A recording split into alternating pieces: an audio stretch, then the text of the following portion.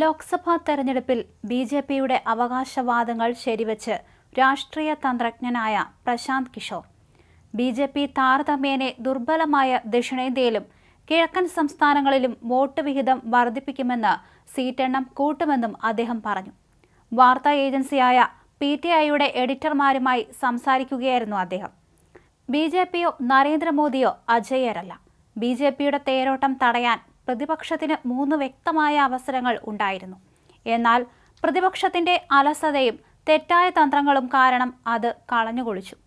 തെലങ്കാനയിൽ ബി.ജെ.പി ഒന്നാമത്തെയോ രണ്ടാമത്തെയോ വലിയ പാർട്ടിയായി മാറും. ഒഡീഷയിൽ തീർച്ചയായും 1-ാം നമ്പറായിരിക്കും. പശ്ചിമബംഗാളിൽ ബി.ജെ.പി 1-ാം നമ്പർ പാർട്ടിയാകും എന്നു കേട്ടാൽ നിങ്ങൾ അത്ഭുതപ്പെടും, പ്രശാന്ത് കിഷോർ പറഞ്ഞു. തമിഴ്നാട്ടിൽ ബി.ജെ.പിയുടെ വോട്ട് വിഹിതം ഇരട്ടയക്ക ശതമാനത്തിലെത്താം.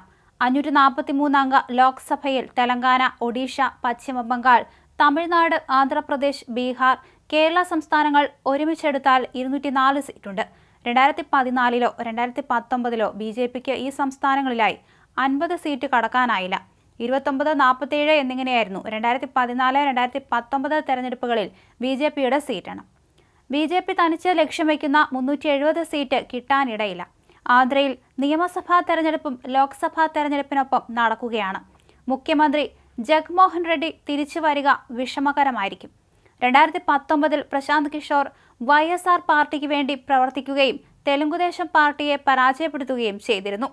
വടക്കേന്ത്യയിലും പശ്ചിമേന്ത്യയിലും ബി.ജെ.പിക്ക് 100ഓളം സീറ്റുകൾ നഷ്ടപ്പെടുമെന്ന് ഉറപ്പാക്കാൻ കോൺഗ്രസിന് കഴിഞ്ഞാൽ മാത്രമേ പ്രതിപക്ഷത്തിന് ബി.ജെ.പിയെ വിയർപ്പിക്കാൻ കഴിയൂ. എന്നാൽ അത് സംഭവിക്കാൻ പോകുന്നില്ല, പ്രശാന്ത് കിഷോർ പറഞ്ഞു.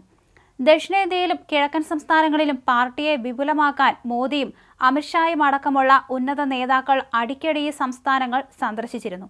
എന്നാൽ പ്രതിപക്ഷമാകട്ടെ ഈ സംസ്ഥാനങ്ങളിൽ കാര്യമായ ഒരു പ്രയത്നവും നടത്തിയിട്ടില്ല.